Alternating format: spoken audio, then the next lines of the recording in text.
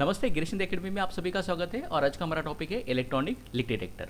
तो basically electronic leak detector को हम जो सिस्टम के अंदर रेफ्रिजरेंट होता है उसका जो लीकेज है उसको फाइंड आउट करने के लिए, उसको ढूंढने के लिए यूज़ कर सकते हैं। तो एक काफ़ी सेंसिटिव तरीका होता है लीक ढूंढने का। इसके अलावा भी लीक डिटेक्शन मेथड है, जैसे हाइलाइट टॉर्च मैंने बताया था, या फिर सोप लीक टेस्टिंग से भी लीक को ढूंढा जा सकता है। बट इलेक्ट्रॉनिक लीक डिटेक्टर ज़्यादा सेंसिटिव होते हैं, ज़्यादा एक्यूरेट होते हैं, ज़्यादा क्विकली काम होता है।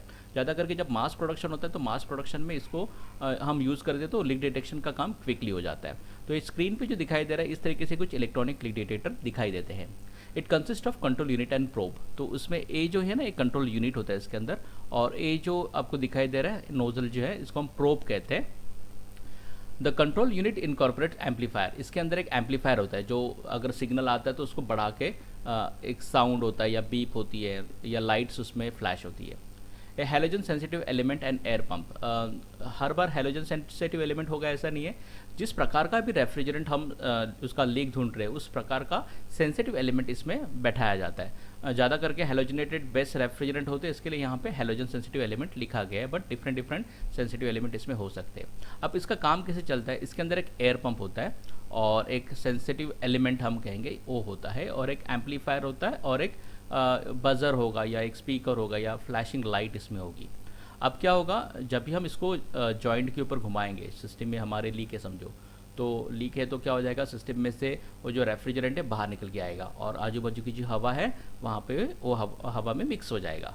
जब हम इस प्रोब को घुमाएंगे सिस्टम के जॉइंट्स के ऊपर, या जहाँ पे भी हमें लगता है लीक है वहाँ पे घुमाएंगे, तो ये जो एयर पंप इसके अंदर है वो एयर पंप क्या करेगा, इस नोज़ल के थ्रू या इस प्रोब के थ्रू रेफ्रिजरेंट को सक करेगा, हवा को भी सक करेगा, हवा के साथ में रेफ्रिजरेंट को भी सक करेगा। और ये जो रेफ्रिजरेंट है हवा के साथ में जो पास हो रहा है इसको एयर पंप सक करेगा, और एयर पंप इसको छोड़ देगा सेंसिटिव एलिमेंट के ऊपर। जैसे ही सेंसिटिव एलिमेंट के ऊपर रेफ्रिजरेंट आ जाता है तो सेंसिटिव एलिमेंट जो है इसको पता चल जाता है कि हवा में थोड़ा सा रेफ्रिजरेंट भी है।